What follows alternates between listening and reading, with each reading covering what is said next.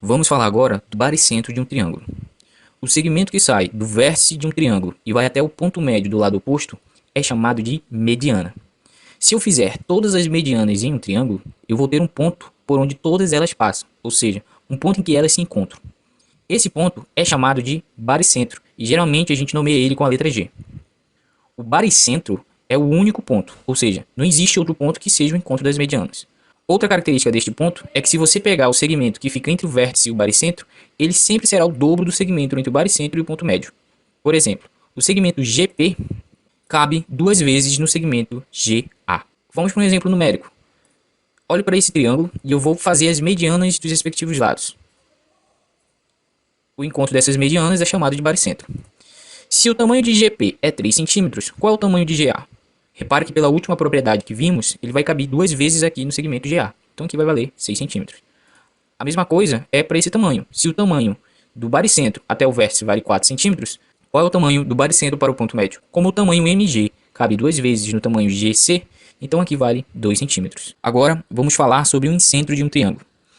Todo triângulo apresenta três bissetrizes, já que o triângulo tem três ângulos internos.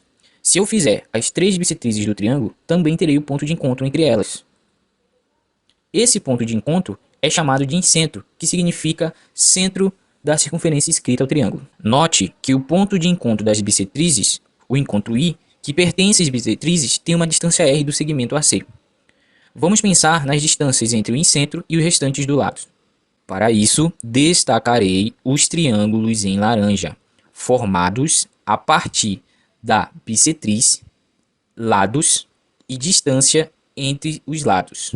Veja pela figura que esses dois triângulos são congruentes, pois eles têm ângulos, lados e ângulos congruentes. Consequentemente, a distância de I ao lado AB também é R. O mesmo ocorre com a distância de I ao lado BC. Veja que os triângulos em verde são congruentes e, consequentemente, sua distância ao lado BC também é R. Então, podemos traçar uma circunferência de centro em I e de raio R. Essa é o que chamamos de uma circunferência inscrita em um triângulo, cujo centro é o encontro das bissetrizes desse triângulo, ou seja, o incentro do triângulo. Vamos falar agora sobre o circuncentro de um triângulo. Mas antes, observe a seguinte situação. Temos o segmento AB e vamos traçar a mediatriz de AB, ou seja, uma reta que é perpendicular a AB e que passa pelo seu ponto médio. Vamos pensar agora em um ponto P sobre mediatriz. A propriedade mais importante e conhecida da mediatriz é que o segmento AP e BP são sempre congruentes, independente da posição de P sobre a mediatriz. Repare nesse exemplo. Se eu movimentar o ponto P sobre a mediatriz, o tamanho dos segmentos AP e BP são sempre os mesmos.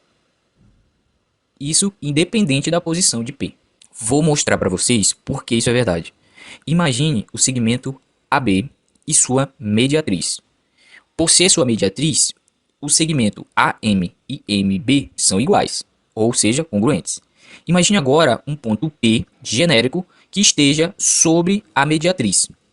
Este ponto P, quando eu digo que ele é genérico, é porque independe da posição em que ele vai estar aqui sobre a mediatriz. Pense no segmento MP, ele tem um tamanho específico.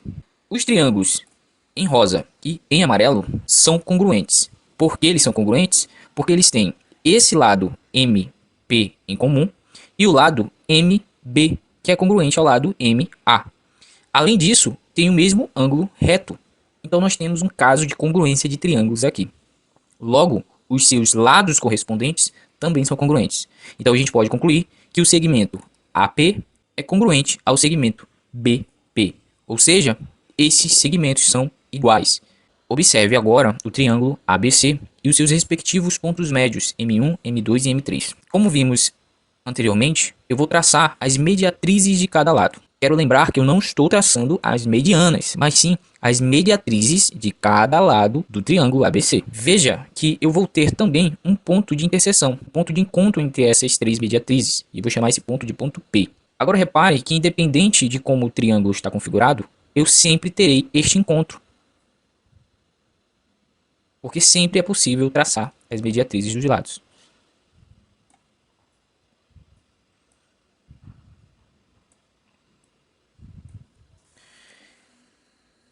A partir de então, eu vou traçar uma circunferência com centro em P e raio PA. Veja que essa circunferência passa exatamente pelos pontos B e C. E isso sempre é verdade, independente de como o triângulo está configurado.